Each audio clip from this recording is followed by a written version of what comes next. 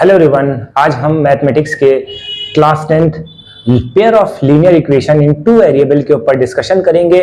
As you know that पहला दूसरा part में हमने एक्सप्लेनेशन करा, दूसरे पार्ट में हमने आपको सब्स्टिट्यूशन मेथड थोड़ा से बताया था, तो हम इसको फिर से कैरी ऑन करेंगे ताकि आप एक्सरसाइज को और अच्छे से लगा सको। एनसीईआरटी के कुछ क्वेश्चंस हम लगाने जा रहे हैं, इंपॉर्टेंट क्वेश्चन है, इसको हम देख लेते हैं कि क्या होता है। तो सब्स्टिट्यूशन मेथड का फंडामेंटल हमने आपको पहले बता रखा था। सब्स्टिट्यूशन में क्या होता है, देखिए दो वेरिएबल्स होते हैं, ठीक है। इन दो वेरिएबल में हमें सबसे पहले क्या करना पड़ेगा, एक वेरिएबल बना लेना है। एक वेरिएबल हम कैसे बनाएंगे, सबसे पहले एक वेरिएबल हमें कैसे बनाना है कि ये इक्वेशन 1 है, ये इक्वेशन 2 है, ठीक है। अब जैसे मान लीजिए कि हमने आपसे कहा कि इक्वेशन नंबर 2 को ले लिए, इक्वेशन नंबर 2 से हमें क्या करना है, वैल्यू निकालनी है, ठीक है। तो हमने ट्रांसपोज करके वैल्यू निकाल ली, किसी एक वेरिएबल को ले लिया हमने। जैसे मान लिया हमने x को ले लिया, क्योंकि यहां पर दो वेरिएबल हैं, यहां पर क्या है, दो वेरिएबल है, तो हमें क्या करना पड़ेगा, इसको सॉर्ट आउट करने के लिए, सॉल्व करने के लिए हमें एक वेरिएबल बनाना पड़ेगा, क्योंकि भाई ये आपको मालूम है कि अनलाइक टर्म कभी भी ऐड नहीं होते हैं, ठीक है। तो हमें क्या करना पड़ेगा, या तो यहां पर सेम रखना पड़ेगा, या तो यहां पर सेम रखना पड़ेगा, ठीक है, कि वेरिएबल सेम होंगे तभी एडिशन सब्ट्रैक्शन पॉसिबल होता है, राइट। तो ये हो गया आपका, ये अंडर रूट 8 है और ये 3 है, ये इक्वेशन नंबर 3 आ गई।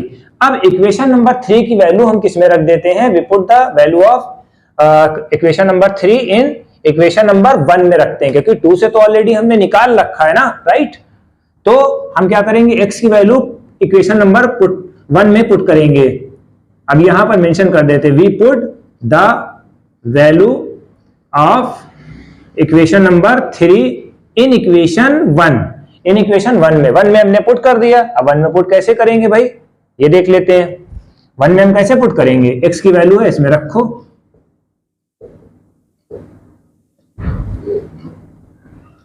y प्लस √3y 0 के बराबर है, ठीक है। ये हमने वैल्यू पुट कर दी। अब हम देखते हैं कुछ कॉमन है, निकालें,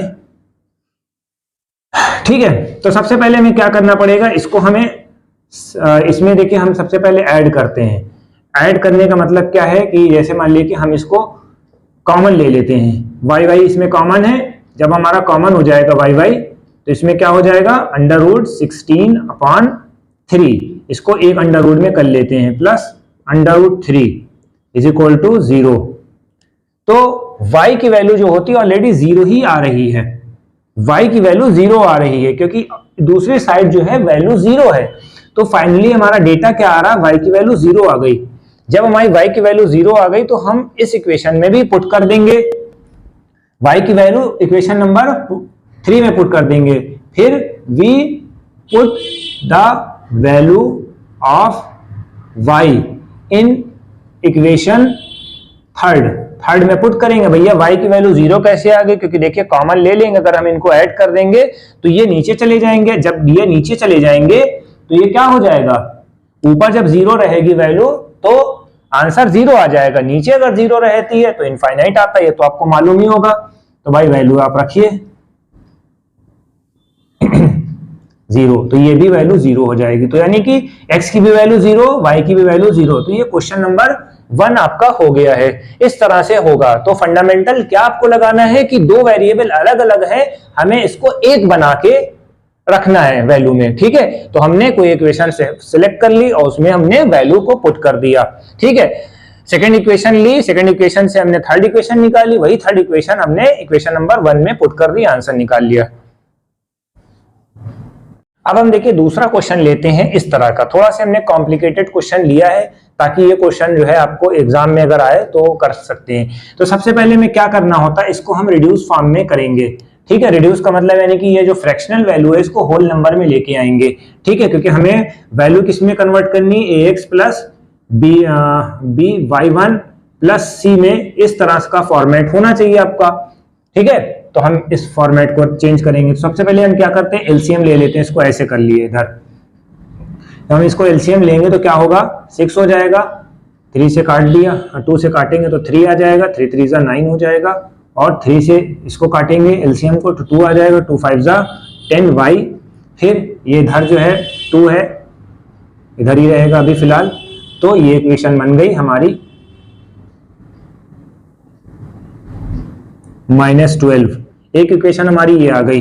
अब हम इसमें कोई भी वैल्यू हम रख देते हैं, तो ये हम क्या करेंगे, 9x माइनस ये इधर जाएगा, क्या हो जाएगा, +12 हो जाएगा, 10y हो जाएगा। तो y की वैल्यू फाइनली क्या आ गई, ये आ गई। y की वैल्यू हमने इधर से निकाल ली, राइट। अब हम क्या करेंगे, x इधर की वैल्यू निकालेंगे। ये इक्वेशन 1 है, इक्वेशन 2 है, same as it is process repeat करेंगे, राइट। तो हमने क्या करा, सबसे पहले हमने इसको एलसीएम ले लिया। इस तरह का वैल्यू दे रखे होते तो हमें फ्रैक्शन पार्ट वाले को क्या करना होता है, होल पार्ट में हमें करना होता है, ठीक है। तो हम सबसे पहले फ्रैक्शन इसका रिड्यूस करेंगे, ठीक है, राइट। ये देखिए इस तरह से हमने फ्रैक्शन इसका रिड्यूस करा है यहाँ पर, ये देख लिएगा। तो ये 6 है, 3 1 जा 3, 3 2 जा 6, 2 2 1 जा 2, 2 3 जा 6, 3 आया, 3y, 6 से 6 कैंसिल हो गया, ठीक है। ये आ गई इक्वेशन आपकी, ठीक है। ये इक्वेशन हमारी 2 आ गई, ठीक है। तो हमने क्या करा, यही इक्वेशन 1 को हमने 2 में पुट कर दिया। इसको और थोड़ा सा क्लियर कर लें। y की वैल्यू हमने क्या निकाली, ये निकाली, इसमें रख देते हैं, किसी में भी वैल्यू रख दिए कोई दिक्कत नहीं है, जो आप पहले निकाल लें। इसको ब्रैकेट इनक्लोज क्यों करा भाई, ब्रैकेट हमने इस वजह से इनक्लोज करा कि बाहर 3 भी था, वरना मल्टीप्लाई समझ लेते लोग, ठीक है। तो ये चीज क्लियर हो गई आपकी। अब चलिए आगे बढ़ते हैं। ये इससे मल्टीप्लाई कर देगा, 9 3 जा 9 3 जा 27 और 12 3 जा 36 by 10 is equal to this one. अब देखिए 2 पॉइंट आ गए। अब हम फिर से इसका एलसीएम ले लेंगे, इसका एलसीएम लेंगे। अब एलसीएम लेंगे तो 10 आ जाएगा, 1 को 10 से डिवाइड करेंगे तो 10 आ जाएगा, 10 को 2 से मल्टीप्लाई करेंगे, ठीक है। जब हम एलसीएम लेते हैं, ये भी समझ लिए बेटा, एलसीएम लेते हैं तो एलसीएम में क्या होता है, 1 और 10 का एलसीएम क्या हो जाएगा, 10 आ जाएगा। 1 को 10 से डिवाइड करेंगे, आंसर 10 आएगा। जो बचा रिमेनिंग पार्ट होता है उसको हम न्यूमरेटर से मल्टीप्लाई करते हैं, तो ये हो गया, ठीक है। तो 1 को 10 से मल्टीप्लाई करा, डिवाइड करा तो 10 आया, और 10 को 2 से मल्टीप्लाई करा तो कितना आया, 20 आया, ठीक है। तो ये चीज याद रखिएगा, 20x आया। फिर यहां पर कोई चेंजेस नहीं होंगे, same as it is process, क्योंकि 10 को 10 से डिवाइड करेंगे तो 1 आएगा, और 1 को इससे मल्टीप्लाई करेंगे, ये, ठीक है। तो ये हो गया क्वेश्चन आपका।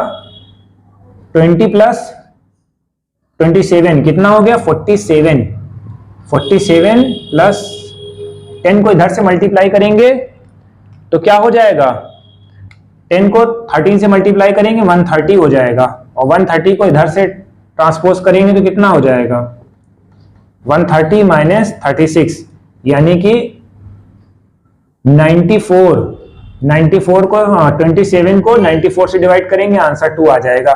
तो हमारी x की वैल्यू 2 आ गई इतना सॉल्व करने के बाद, राइट। अब हमें क्या करना है, x में रख, y में रख देना है। ये देखिए इसमें हमें x की वैल्यू पुट कर देना है, तो y इज इक्वल टू ये ऐसे रख दीजिए, ठीक है। x की वैल्यू 2 आ गई, 9 2 जा 18, 18 प्लस 12 कितना हो जाएगा, 13। आपको बेटा हम बेसिक सिंप्लीफिकेशन भी बताते चल रहे हैं ताकि जो क्वेश्चन करने में आपको आसानी हो जाए। तो सबसे पहले हमने इस क्वेश्चन में क्या सीखा है कि जो भी फ्रैक्शन वैल्यू आती है हम उसको रिड्यूस फॉर्म में करते हैं। रिड्यूस फॉर्म का मतलब यानी कि होल नंबर में करते हैं, यानी कि इस फॉर्मेट में लेके आना है, ठीक है। डायरेक्ट करेंगे तो नुकसान हो जाएगा, हो सकता है लेंदी चला जाए, तो हमें इस फॉर्मेट में लेके आना, तब आपका आंसर आ जाएगा। तो ये हमारा क्वेश्चन नंबर 2 भी डन हो गया। अब हम बात करने वाले हैं वर्ल्ड प्रॉब्लम की। वर्ल्ड प्रॉब्लम बहुत इंपॉर्टेंट है, ये क्वाड्रेटिक इक्वेशन में आना ही आना है। क्वेश्चन नंबर 3 में हम क्या कह रहे हैं, वर्ल्ड प्रॉब्लम में ये क्वेश्चन हमने लिया है, इसमें दिखाया गया है कि एक शॉप है, ठीक है। द कॉस्ट ऑफ 2 पेंसिल, ठीक है, 2 पेंसिल और 3 इरेजर इज 9 रुपीज, यानी कि 2 वेरिएबल इसमें लिए गए हैं। अब हम मान लेते हैं पेंसिल की कॉस्ट जो है, पेंसिल क्या है, दिया x, पेंसिल x है, और इरेजर जो है, इरेजर जो है y है। तो फिर से क्वेश्चन पढ़ते हैं। In a shop the cost of 2 pencil, cost of 2 pencil and 3 eraser is 9, equation number 1 बन गई, राइट। फिर सेकंड स्टेटमेंट में क्या कह रहा है, the cost of 4 pencil, cost of 4 pencil and 6 eraser, 6 eraser is 18 rupees. इस तरह के वर्ड प्रॉब्लम आपको निकालने होंगे और it is done by the substitution method. ठीक है, सब्स्टिट्यूशन मेथड आपके एग्जाम में आ रहा है, एलिमिनेशन आ रहा है। अब इसको सॉल्व कर लीजिए। ठीक है, तो हम इसको सॉल्व कर रहे हैं। इक्वेशन नंबर हमने 2 पिकअप कर लिया है, इक्वेशन नंबर 2 पिकअप कर लिया। ठीक है, ये 6 ट्रांसपोज होके इधर जाएगा, निगेटिव में बदल जाएगा। 4 जो है इसके साथ कोफिशिएंट है, तो ये दूसरी तरफ जो है क्रॉस मल्टीप्लाई करके 4 चल में डिवीजन में चला जाएगा। तो ये क्या हो गया, इक्वेशन नंबर 3 आ गई। ठीक, इक्वेशन नंबर 3 आ गई, इसको हम आगे लेके रख जाते हैं। इक्वेशन नंबर 3 को हम पुट करते हैं, we put the value of equation number 3 in equation number 1। तो x की वैल्यू किसमें रखेंगे, इसमें रखेंगे।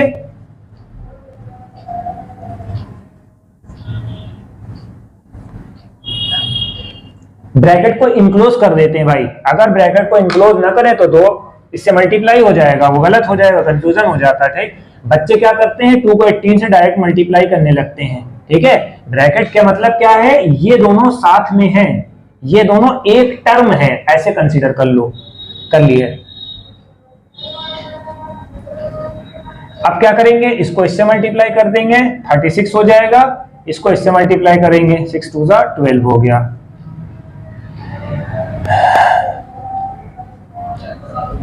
ये दोनों क्या है, हमारे एलसीएम पार्ट हैं। इसको हम एलसीएम एक टर्म में कन्वर्ट करते हैं, 2 टर्म हो गए, 3 टर्म हो गए, एक टर्म में कन्वर्ट करते हैं। तो ये हमारे 2 टर्म है, इसका फिर से एलसीएम लेंगे। एलसीएम 4 आएगा, 4 को 4 से डिवाइड करेंगे, 1 आएगा। Same as it is, digit उतार देते हैं, 1 को 4 से डिवाइड करेंगे तो 4 आएगा, 4 को 3 से मल्टीप्लाई करेंगे, 4 3 12 आएगा, राइट। अब इन दोनों का क्रॉस मल्टीप्लाई कर लेते हैं। जब हम क्रॉस मल्टीप्लाई कर लेते हैं तो क्या आ जाता है, ये 12 कैंसिल हो जाएगा यहीं पर। जब ये 12 कैंसिल हो गया तो आंसर वैसे 0 आ गया। ठीक है, y की वैल्यू 0 आ गई। y की वैल्यू जब 0 आ गई तो y की वैल्यू 0 आ गई, कैसे आ गई 0? ठीक है, इतना क्लियर हो गया। जब y की वैल्यू 0 आ गई तो इसमें क्या करेंगे, इसमें रखेंगे, y की वैल्यू 0 रख दिया, आंसर। तो 18/2 हो गया, 4 हो गया, तो ये क्या हो जाएगा, 9/2 हो जाएगा और 4, यानी x की वैल्यू 4.5 आ गई। x क्या है हमारा, x क्या है, पेंसिल। पेंसिल की कास्ट जो है 4.5 आ गई और इरेजर की कास्ट जो है y है। ठीक है, तो ये आपका आंसर बनेगा। अब हम एक क्वेश्चन ले लेते हैं वर्ड प्रॉब्लम का, ये बहुत इंपॉर्टेंट होता है, एज फैक्टर वाला। इसमें इन्होंने क्या कहा है, आफ्ताब अपनी डॉटर से कहता है 7 ईयर अगो। तो जब इस तरह के क्वेश्चन आते हैं तो दोनों को बराबर कर लेते हैं, फादर हैं और डॉटर हैं।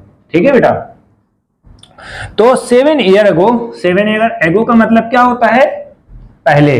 ठीक है, 7 साल पहले क्या था, 7 ईयर अगो माइनस कर दिया। ठीक है, I was 7 times as old as you, यानी कि किसके कंपेयर में टाइमिंग हो रही है, डॉटर के कंपेयर में। ठीक है, तो ये एक इक्वेशन बनी आपकी। फिर दूसरी इक्वेशन में क्या कह रहा है, and also 3 year from now, यानी अब से 3 ईयर फ्रॉम नाउ, अब से 3 साल बाद, यानी कि f + 3 इज इक्वल टू, अब यहां डॉटर है। ठीक है, ठीक, I shall be 3 times as old as you। ठीक है, ये मैं आपके 3 गुना बड़ा था। ठीक है, तो ये आपकी 2 इक्वेशन बनी। अब इसको सॉल्व करते हैं चल के। ठीक,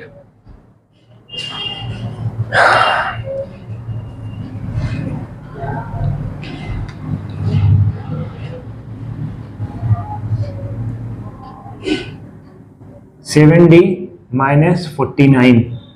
इसको थोड़ा सा बाहर निकाल लीजिए। f minus 7d minus 49 plus 7 कितना हो गया? 42 हो गया। एक इक्वेशन ये आपकी आ गई, d3 प्लस 9, ठीक है। f माइनस 3d ये इधर आएगा, f minus 3d is equal to 6, ठीक है। ये d को इधर ले जाएंगे, d को इधर ले जाएंगे तो f की वैल्यू क्या हो जाएगी? 3d plus 6। ये आपकी दूसरी इक्वेशन आ गई। इसको हम f की वैल्यू इक्वेशन नंबर 1 में पुट करेंगे। Equation number we put the value of equation number 3 in 1, ठीक है। f की वैल्यू इसमें रखो, 3d प्लस 6 7d 47, ठीक है। तो 3d माइनस 7d कितना हो गया? माइनस 4d, और ये इधर चला जाएगा, ये भी माइनस हो जाएगा, कितना हो जाएगा? 48 माइनस माइनस प्लस हो जाएगा। d की वैल्यू जो होती है 12 आ गई, d की वैल्यू 12 आ गई। यही d की वैल्यू किस में रखेंगे? इसमें रखेंगे, यानी डॉटर की वैल्यू 12 साल आ गई और फादर की वैल्यू कितनी आ गई? यहां से देखें, यहां से देखें, फादर की एज कितनी है? d कितनी है? 12 6 12 3 36 प्लस 6, यानी ये फादर की एक्चुअल एज जो है 42 आ गई। इस तरह से ये क्वेश्चन निकाले जाते हैं बेटा। अब हम कुछ आपको क्वेश्चन दे दें, आप कमेंट सेक्शन में करके बताइएगा, ठीक है। अब हम एक क्वेश्चन और आपको दिए दे रहे हैं, ये आपको करके दिखाना है। इसमें आपको थोड़ा सा फंडामेंटल समझ लीजिए, हम क्वेश्चन पढ़ रहे हैं। Difference between the two number, difference between two number is, difference क्या है? दो नंबर का डिफरेंस जो है क्या होना चाहिए? 26 है, ठीक। 1 इज 3 टाइम्स, 1 इज, ये 1 नंबर है, पहले हम सपोज कर लेंगे 1 कौन है? 1 x है और अदर क्या है? y है, ठीक है। 1 इज 3 टाइम्स ऑफ y, तो दूसरी इक्वेशन ये बन गई ये। अब आपको ये ध्यान में रखना होगा कि बड़ा कौन है, क्योंकि बड़े को ही छोटे से सब्ट्रैक्ट करते हैं, क्योंकि अगर ये वाली वैल्यू उधर जाएगी तो ये ग्रेटर हो जाएगा, ठीक है, x वाला, ठीक है बेटा। तो ये आपको ध्यान में रखना पड़ेगा। अब यही वैल्यू x की इसमें उठा के रख देंगे, 3y minus 26 2y is equal to 26 13 आ जाएगा, और y की वैल्यू इसमें रख देंगे 39 आ जाएगा। इस तरह से क्वेश्चन लगाए जाते हैं। एक क्वेश्चन आपका होमवर्क में चला जाएगा, ये आप कर लिए, डिनोमिनेटर और न्यूमरेटर वाला, बहुत इंपॉर्टेंट है। सबसे पहले इन्होंने क्वेश्चन दिया है, ए फ्रैक्शन बिकम 8/11। एक फ्रैक्शन है x और y का फॉर्म में। x क्या है? न्यूमरेटर को रिप्रेजेंट करता है, और y क्या है? डिनोमिनेटर को रिप्रेजेंट करता है, ठीक है बेटा। अगर हम इसमें fraction become 8/12 if we added 2, अगर हम इसमें 2 ऐड कर देंगे न्यूमरेटर और डिनोमिनेटर में, इट्स बिकम 8/11, तो एक इक्वेशन ये बन गई। इसको फ्रैक्शन को होल में कन्वर्ट कर लेना, आंसर निकाल लेना। फिर दूसरी इक्वेशन में क्या बोल रखे हैं?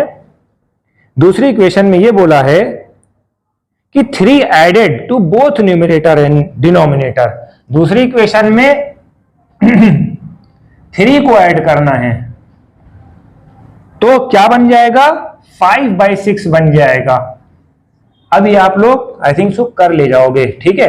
तो हमें सबसे पहले क्या करना है? ये फ्रैक्शन को हम एलसीएम लेके सॉल्व कर लेंगे, फ्रैक्शन को हम रिड्यूस करेंगे होल नंबर में।